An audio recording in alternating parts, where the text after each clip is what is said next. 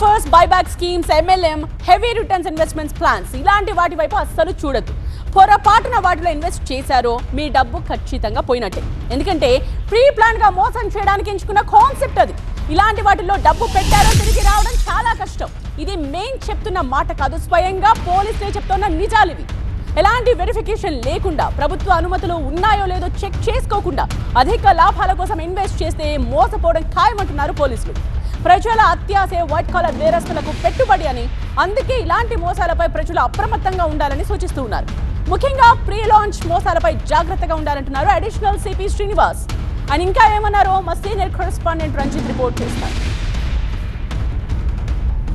సాహితీ కావచ్చు, ఆ తర్వాత ధన్వంతరికి సంబంధించిన కేసుల్లో ఛార్జ్షీట్ దాఖలు చేశారు. సో ఇప్పటికే దాదాపు 1000 మంది బాధితులంతా కూడా న్యాయం కోసం ఎదురు చూస్తున్న సందర్భంలో వారికి ఫర్దర్గా ఏం చేయబోతున్నారు అన్నటువంటి అంశంపై మనతో మాట్లాడడానికి అడిషనల్ సిపి క్రైమ్ శ్రీనివాస్ గారు మనతో ఉన్నారు. వారితో మాట్లాడదాం.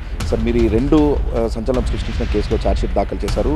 ఫర్దర్గా బాధితులకు ఎలా న్యాయం చేయబోతున్నారు, వాళ్ళకి సంబంధించిన ఆస్తులు ఇప్పటివరకు ఎన్ని గుర్తించారు? యాక్చువల్గా ఇట్లాంటి కేసెస్ ఎప్పుడైతే పబ్లిక్ ఫస్ట్ ఆఫ్ ఆల్ ఈ ప్రీ లాంచ్ అని చెప్పేసి యాక్చువల్గా వాళ్ళకి ఏం బ్యాక్గ్రౌండ్ ఉంది, అసలు ఏంది, అక్కడ ఆస్తులు ఉన్నాయా లేదా, అక్కడ ప్రాపర్టీ ఏదైతే డెవలప్ చేస్తున్నారో అది ఎవరి దగ్గర తీసుకున్నారు, అసలు వాళ్ళ దగ్గర ఉన్నాయా లేదా చూసుకోకుండా 50% ఇస్తాము, సగం రేట్ ఇస్తాము, హెవీ డిస్కౌంట్లు ఇస్తున్నాము అంటే పొలం అని చెప్పేసి కోట్లు కట్టేసి ఆ సర్టిఫికెట్లు తీసుకుని వెళ్ళిపోతున్నారు. అది దానివల్ల ఇట్లాంటి కేసులు చాలా జరగడం జరిగింది. తర్వాత పబ్లిక్ చాలామంది 1000 మంది దాంట్లో నష్టపోయారు, తర్వాత 1000 కోట్లలో నష్టపోయారు. ఇప్పుడు మేము జరుగుతుందంటే ఆల్రెడీ సాహితీ కేసులతో ఛార్జ్షీట్ వేయడం జరిగింది. దాంట్లో 19 ప్రాపర్టీస్ ఇంకా దానికి రిలేటెడ్ ప్రాపర్టీస్ కూడా మేము సీజ్ చేయడం జరిగింది. బట్ ఓన్లీ థింగ్ ఏంటంటే ఇంకా ఇన్వెస్టిగేషన్ పెండింగ్ ఉంది, అన్ని కేసులలో కాలేదు. ఏదైతే మేజర్ కేసు ఫస్ట్ కేసు ఉందో అది అమీన్పూర్ కేసులో మనం దాంట్లో ఛార్జ్షీట్ వేయడం జరిగింది. ఇంకా సప్లిమెంటరీ ఛార్జ్షీట్ చాలా ఉన్నాయి, వేస్తాం కూడా. ఇప్పుడు ఆ మొత్తం కేసు అంతా NCLTకి వెళ్ళింది. మా ఇన్వెస్టిగేషన్ మొత్తం జారీ ఉంది కంటిన్యూస్గా. అలాగే వేరే అదర్ కేసెస్లో కూడా చీటింగ్ కేసెస్లో పబ్లిక్ ఇన్వెస్ట్మెంట్ ఫ్రాడ్స్ అని, తర్వాత ప్రీ లాంచ్లు అని, దాని తర్వాత ఇంకా అంటే అథెంటిసిటీ లేకుండా తర్వాత ఈ యొక్క LP నెంబర్లు, ఫేక్ LP నెంబర్లు పెట్టడం కానీ, తర్వాత ఏదో ప్రాపర్టీ మీద ఎవరో అగ్రిమెంట్ మీద చేసుకొని LP నెంబర్ తీసుకొని చేయడము. మీరు మొత్తము మీ కోట్ల రూపాయలు డబ్బులు పెడుతున్నప్పుడు దాన్ని వెరిఫికేషన్ చేసుకోవడం బాధ్యత మీది. మీరు ఎప్పుడైతే ఈ ఆశకు పోయి దాని తర్వాత ఫ్రీగా వస్తుందనో లేకపోతే కమిషన్స్ బాగా వస్తున్నాయని చెప్పేసి వేరే వాళ్ళు కమిషనర్ ఏజెంట్స్ మీకు ప్రలోభ పెట్టే ఛాన్స్ ఉంది. సో ఈ అథెంటిసిటీ లేకుండా, లేకపోతే మీరు చెక్ చేసుకోవచ్చు, రేరాలో పోయి చెక్ చేసుకోవచ్చు ఈ యొక్క కంపెనీకి ఈ యొక్క లేఅవుట్కి పర్మిషన్ ఉందా లేదా అనేది చెక్ చేసుకోవచ్చు. దాన్ని చెక్ చేసుకున్న తర్వాతనే మీరు అడుగు వేయాలని మేము కోరుతున్నాం.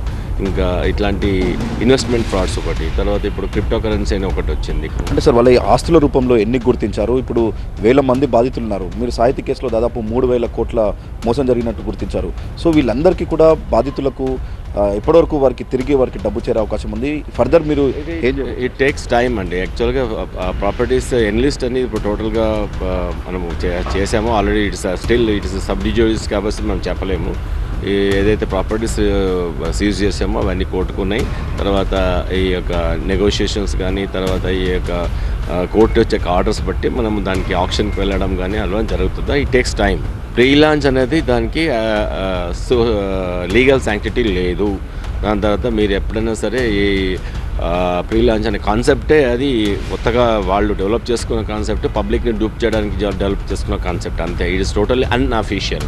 సో అన్అఫీషియల్ దానికి అథెంటిసిటీ ఉండదు. రేపొద్దున మీరు ఇచ్చిన తర్వాత కూడా కేసు కట్టడానికి కూడా, కేసు ఇవ్వాలంటే కూడా మీకు అది జస్ట్ చీటింగ్ కిందకినే వస్తుంది అది అంతే. ఇంకా చాలామంది పేపర్లలో అక్కడ ఇక్కడ అడ్వర్టైజ్మెంట్లు ఇచ్చేసి మీకు దీనికి ఇంత పెట్టేస్తాం, మీకు లాభాలు ఇస్తామని చెప్పేసి ఓపెన్గా ఇంకా అడ్వర్టైజ్ చేసుకుంటున్నారు. ప్రీ లాంచ్ అని చేస్తున్నారు. There is no legal sanctity pre launch and ఎవరి ప్రీ లాంచ్ అనే దానికి నమ్మొద్దు. That's it. ఓకే, ఇది ప్రీ లాంచ్ అన్నటువంటి పదాన్ని కూడా ఎవరు నమ్మద్దు. ప్రీ లాంచ్ పేరుతో జరిగేటువంటి మోసాలపై ఎప్పటికప్పుడు ప్రజలు అప్రమత్తంగా ఉండాలి. ఇలాంటి వాటిలో ఇన్వెస్ట్ చేసి మోసపోయే మొదలు ముందే అలాంటి మోసాలపై అవగాహన పెంచుకోవాలన్నటువంటి విషయాన్ని మాత్రం అడిషనల్ సిపి సైబర్ క్రైమ్ చెప్తున్నారు. కెమెరామ్యాన్ సాయితో రంజిత్, TV9 హైదరాబాద్.